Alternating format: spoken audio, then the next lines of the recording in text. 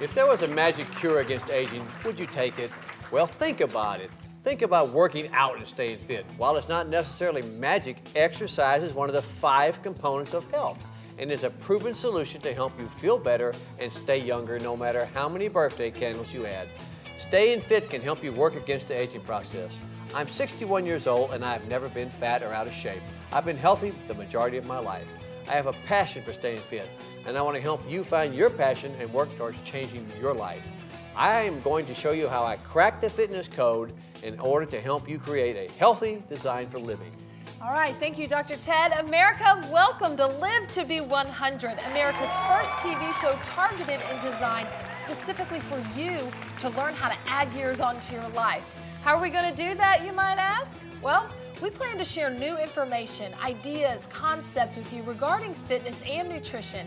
We'll also be introducing to you new technology that is assisting people around the world in becoming healthier. And we will invite thought leaders in the areas of mental health, emotional, physical preparedness to come on the show and teach you new techniques, designs, and philosophies. And when we're done, and if you will give it your very best shot, it just may be possible that you too can live to be 100. You ready, Ted? I'm ready. Let's get out of here.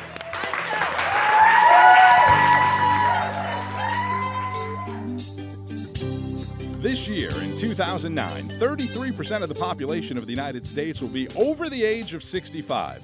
That's roughly 105 million people staring in the mirror and seeing their mortality stare back at them. Join us with the amazing Dr. Ted Gambordella and Deanne Moore on the new hit show, Live to Be 100.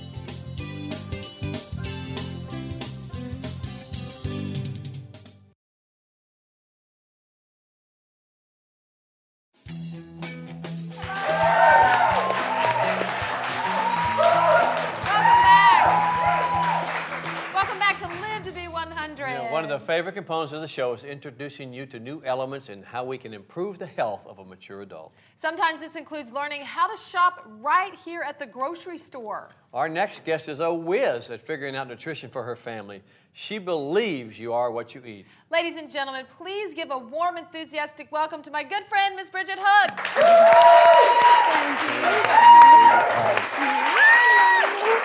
I'm so happy to have you on the show. This lady knows exactly what she's talking about. One of her children had a health problem, her oldest son. So we're going to talk about this, how it led her to the chiropractor. Can you tell us the story? Yes. Our first child, he had a lazy eye, and so we didn't want to go straight into surgery. We thought we would try a more natural approach.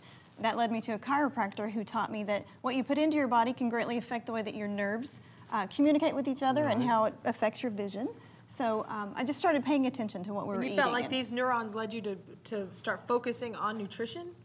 Well, learning how they communicate in your body. So how's this impacted your family's life? It has impacted us by me really caring more about what I buy at the grocery store.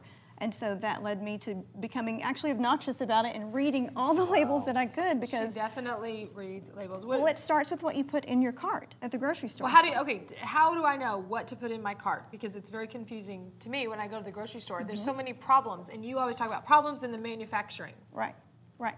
A lot of companies, for instance, peanut butter companies, they know that they can make a higher profit if they take the oil that's occurring naturally in the peanut and sell it off to a company that's going to use it for frying or for another purpose. And then, so what do? They get a cheaper fat, synthetic oil, put it back in, and then you have all these, tons of peanut butter on the shelf, but none of it's really a peanut product, right?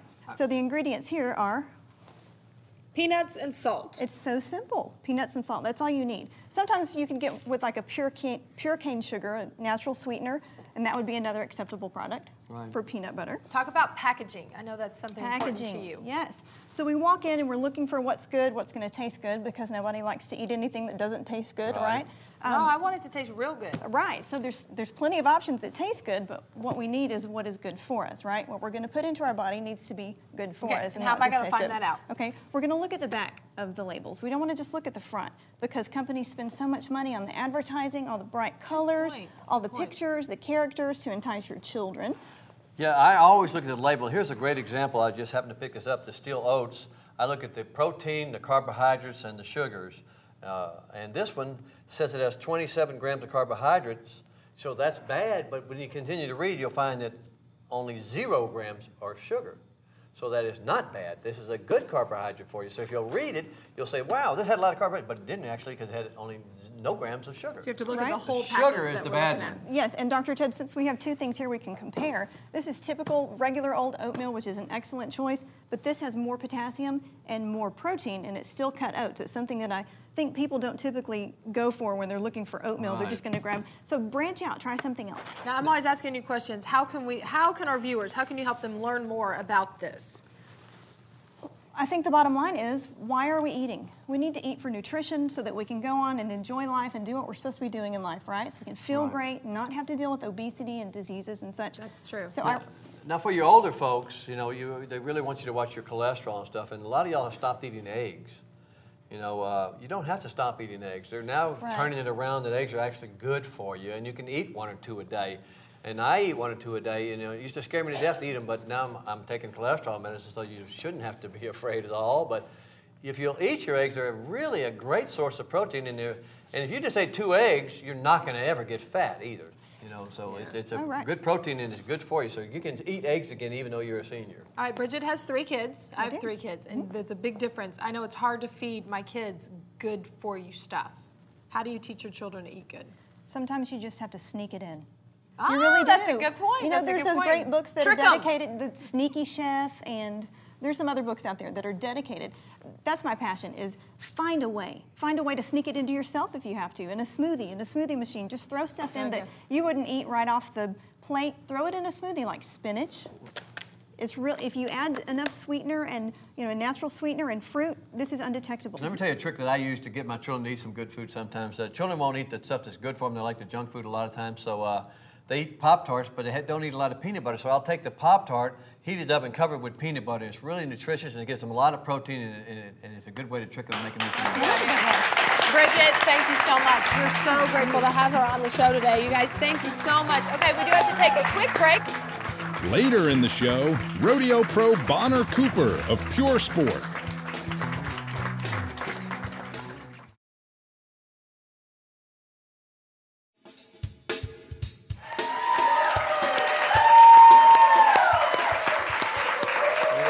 In case you didn't know, the life of a rodeo cowboy isn't easy, especially the life of a rodeo bronc rider.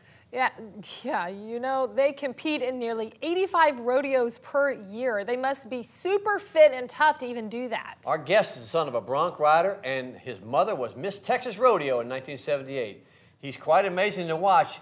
One time he even tore his ACL and didn't fall off the horse. He has a lot to say about that rehab and working out. Ladies and gentlemen, put your hands together for Bonner Cooper from Pure Sport. Nice to meet you. Hello. Thank you so much for coming out to the show. We're so happy to have you here. Thanks for having me. I appreciate it. Well, tell us what happened. How'd you tear your ACL? And how'd you still rodeo? I was actually at a rodeo in Killeen, Texas. It was in 2007. And the whistle had just blew, which you have to ride for 8 seconds.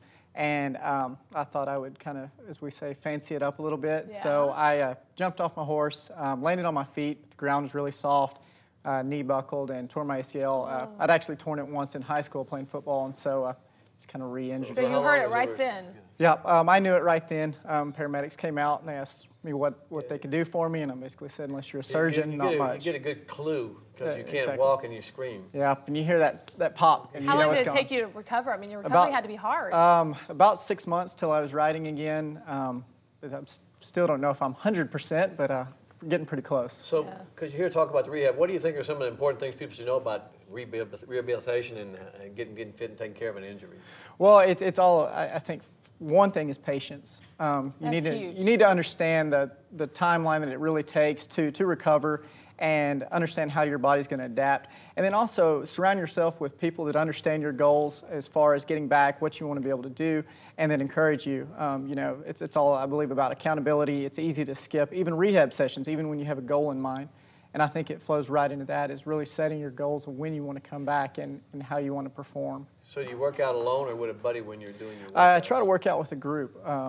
Really, I made some small mistakes coming back rehabbing. I actually was doing some of the workouts I had done, playing football or I had done previously, And I think really something important is your body's not going to react to workouts the way it might have a year ago or 5 years ago. You know, as your body changes and your lifestyle changes, you need to constantly adapt to that. So are you changing your workout? Do you vary it, or do you do the same thing? I have. Do you do? Actually, about a month ago, so very recently, I started working out in a MMA and a boxing gym. What is that? Well, mixed martial arts. So, okay. I teach that. yeah, exactly. Yeah. So about 2 days a week, I'm doing combat conditioning, and which is a lot of core work. That's where bronc riding, you really gather your strength from your core as you do in most sports.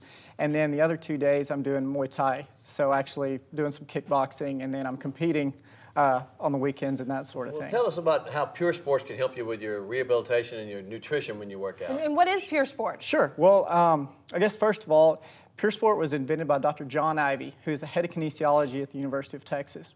Well, Dr. Ivey was looking for a way to really help the athletes, specifically the UT swim team, perform and actually train better as they train for Beijing. Now, you're an Aggie, so you even would talk about this, Yeah. being that There you you just go. said UT. I know. So kind of in that, obviously being a rodeo athlete, I was looking for something that could help in muscle recovery. Right. Even previous to my injury, that's something that's very important. So I kind of caught wind of Pure Sport and what it was doing for the UT swim team as well as Michael Phelps. They trained on it for about a year prior to really? Beijing. And does it have anything to do with fish protein? It's a whey protein isolate, which is the highest form of protein available. whey protein isolate? And really, the protein is so important in muscle recovery. That stimulates protein synthesis, that glucose uptake, really get in your body and helping stimulate that So is muscle. it a drink? Or? It is. There's two drinks. There's a workout drink, which is designed for before and during a workout, and then there's a recovery drink. And how much protein is in it? In the workout drink, there's 6 grams of protein, 16 grams of carbs. And that's what is so important about the drink is the carb to protein ratio. It's specifically 2.67 to 1. And that was what Dr. Ivey found was actually the ideal ratio. Is this like you're saying it's an energy drink or like a meal replacement drink? No, or? it's more of a performance drink. So where you would drink a water or like a Gatorade or something like that during your workout, you'd use it at that time. And then the recovery drink has 16 grams of protein, 46 grams of carbs. So you're getting all of that while you're working out. You're getting your Exactly. protein. Let me tell you not something. just At 61 years old, for the last 10 years, I have found it's vitally important for all you folks watching stuff. I never work out where I do not take some type of supplement or drink something when I'm working out. It might just be water, but a lot of times I want to drink a protein or not an energy drink because they're full of sugar and stuff, but I drink NO2 and stuff like that and stuff. But I always believe you need to drink when you're working out and right after you do it, and not just water. Exactly. Especially as you get older, because you need that extra boost of nutrition. So it's good to know Pure Sport is now out there. Exactly. And something about the recovery to kind of build on what you said. You have about a 15 to 30 minute window of opportunity when your muscles are most susceptible to that protein synthesis. And so it's really important, not only in getting that proper nutrition, but nutrient timing. And so something I was really, that drew me to Pure Sport was it's not milk-based, it's water-based, which is great if you're lactose intolerant. Right. And it's also great because when you're in 100-degree heat, as we have here in Texas, the last thing you want to do is drink something that's milk-based. So it's basically fruit flavors, and it actually requires you to keep drinking, which is so important in staying hydrated. Are you still riding broncs right now? Yes, ma'am. I'll be going to a couple next week, actually. So. Are you really? All right, we're going to need to take a quick break. Stay with us. Stand up, stretch a minute. We're going to have a lot more with Bonner and Pure Sport in just a few minutes. If you live in the Dallas area and want to learn how to live to be 100 in person, then call our studio audience number to get tickets to the show. Or you can log on to www.live2b100.com and request tickets online. More Dr. Ted and Deanne when we return.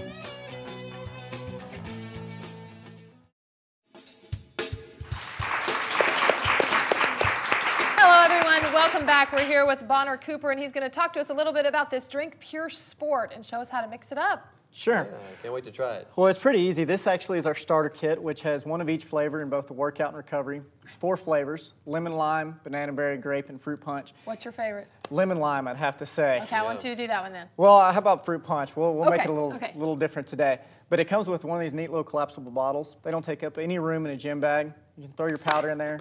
They do that. That's cool. And So you can put it in the washing machine? yeah, well, I don't know. Hand wash is probably the best. Now, how much water? Are we going to use a whole 16.9 ounce bottle, or will we use 8 ounce? Well, the great thing about it is you really can use it to adapt to your composition of the drink, which is really great. Cool. So I'll fill mine just almost to the top, but leave enough to mix. So you just open your packet there. Yeah, you can dump it in. All right. Can you do that? Maybe. I'd probably spill it everywhere. And so it's really easy. I mean, you can use... Can you do that while riding a bronc? That might be a little tough. Sometimes I have enough trouble as it is. So. All of that comes in this one packet, and that's what we get from it. We get in the starter kit? Exactly. And then obviously when you figure out which flavor you like, we have buy those packets? Exactly. Okay. Yep, we have it in both format, individual package, which you kind of get that convenience factor, and then also 1,000cc canisters that you just get a scoop so you can mix it yourself. All right. But, see, I can do the scoop. I know I can do that one. Well, once again, I want to tell all you folks watching is that, you know, for the last 10 to 15 years, I've never worked out a time where I did not take some type of a supplement. So I think you it's do this that before, important, during, or after? whether it's This is pure the- sport or anything else, you drink something when you work out that gives you extra energy and nutrition. Sure. This is the workout drink, so you drink it before and during, and then drink the recovery drink after. Okay. So- Okay, so there's a separate one for Yep, after. that's a fruit punch. You want to try it? Go ahead. All right. I can't drink I after, need an so after, now 'cause we I just wasted worked that whole out. bottle. Oh, it tastes like Kool-Aid. That's good. All right, we do have to take a really quick break. Don't go anywhere. When we come back, we'll be talking nutrition with Robin. Stay with us. More with Dr. Ted and Deanne after this.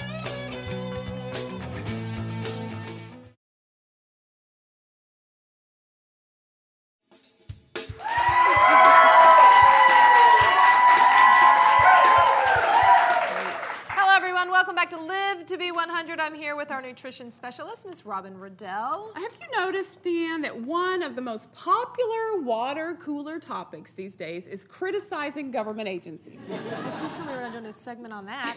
That's the quickest way to get stress in my life. No, I promise. I was just thinking with all of the government bashing that's going on today, I actually have something positive to report. Have you taken note of the new USDA pyramid changes that have been made recently? You know, I mean, I remember they changed them a few years ago. Mm-hmm. Exactly. One of the changes that the USDA made that I'm really excited about is that they have now placed an emphasis on whole grain foods. About time. See, the old pyramid recommended like 6 to 11 servings of carbohydrates a day. It was real general bread, cereal, pasta with no mention of whole grains. So what do they do now? But now this new pyramid has replaced that bread category with a grains category that recommends that half of your grain consumption should be whole grain foods. I mean, that's a step in the right direction, yeah, don't you think? Definitely is. I mean, I've always been a proponent of whole wheat. Absolutely. I've been told that's the best way to go. Absolutely. Unfortunately, though, during the process of turning whole wheat into white flour, it strips the B vitamins, the vitamin E, the calcium, the zinc, the copper, the magnesium, all those good things, the fiber. They take it out, and then what they do is they replace some of the destroyed nutrients with these minute amounts of That just doesn't synthetic sound right. nutrients. Doesn't sound Does right. that exactly? It seems ridiculous when they do all of that. The whole grain intake is protective against cancers, cardiovascular disease, diabetes with obesity. It's better. Exactly. And, you know, I think a lot of people are afraid of whole grain because they think that it's not going to taste good. Yeah. So if the traditional red wheat scares you, there are some wonderful whole grain white wheat choices that are now available. It's a milder flavor, a more familiar consistency. And when you hear white flour, what that really means is refined flour. But there's whole white wheat flour. It sounds like a contradiction in terms, but so there's a white wheat and there's a red wheat, okay? But it's all whole grain, the bran, the germ, the endosperm, okay? It's just made with the white wheat instead of the red. Okay. Ooh, so many choices. Lots of choices going on here. All right, but I'm going to challenge you, our studio audience, and of course our television audience, to look for ways to incorporate more whole grains into your diet. Start looking at your grocery store shelves. Look and see where it is. You'll be amazed at the delicious whole grain products that are available now. After trying today's featured recipe at home, you can start your own whole grain love affair. All right, okay. Oh, we got quinoa. This is one of my favorites. I love barley. I love the bulgur. I love everything else. This is I quinoa. love whole grain brown rice. I love it. Exactly. This is a quinoa, and it's a wonderful whole grain choice. And I've added butternut squash with basil and tomatoes and onions, and put a little side salad there on the side. Show everybody at home. Okay, to get a copy of today's recipe and other whole grain recipes, log on to our website, live2b100.com. Don't go anywhere. We've got a lot more coming up. It's good. You want to try? Hey America, what's in your shopping cart? Marissa D'Onofrio helps us make healthy choices when we return.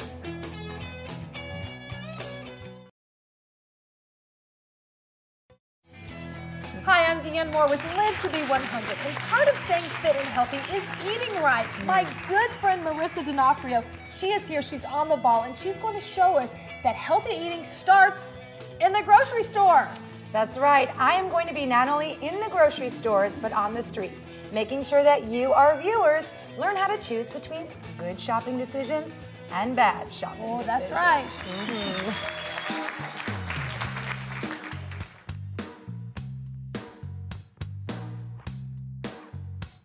I'm Marissa D'Onofrio for Live2B100. I'm here at the Kroger grocery store in Plano, Texas, to find out what America is putting in their shopping carts. Listen, we all know times are tough, right? We pay attention to what we spend on the kids, on the car, on our clothes. Hey, I know you've heard that saying, what not to wear. I'm here to tell you what not to eat and find out if you're making the right decisions when you go grocery shopping. Let's find out what America's putting in their grocery baskets.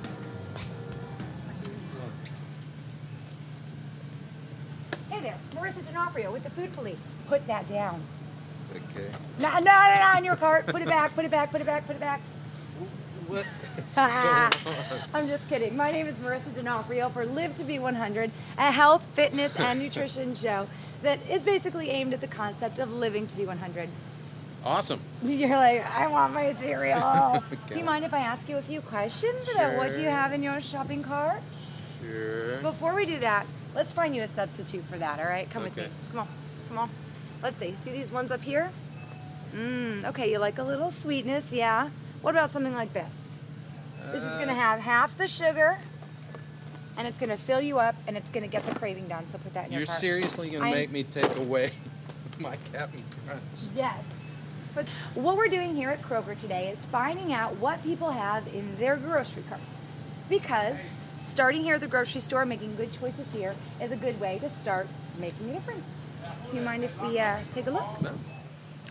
Actually, being healthy means to me eating well, making sure my kids eat well. I have a very short time to be able to feed my child exactly what I can give them and have them not go, no, mommy.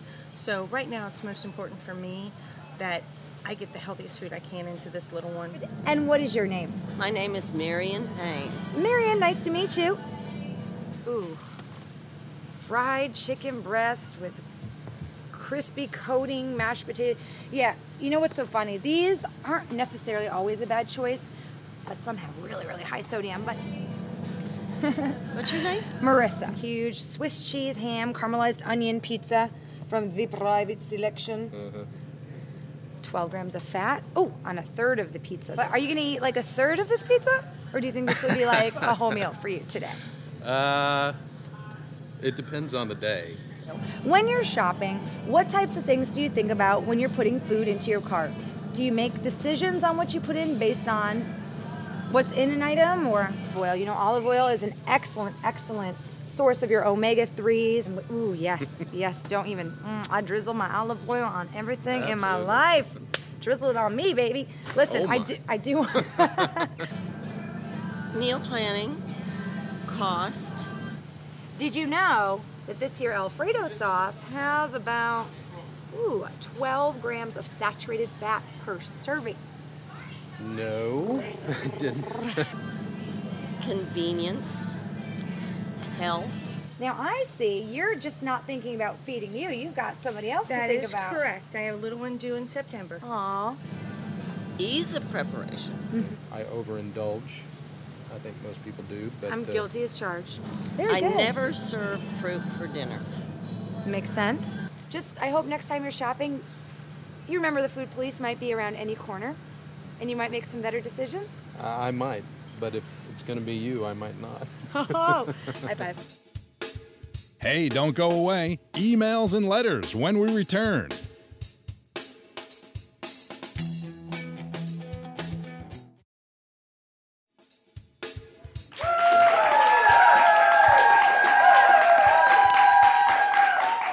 Welcome back to the show. Let's answer some emails. All right, I've pulled up a good one for us. This email came in and says, do you recommend that I join a gym to have to work out?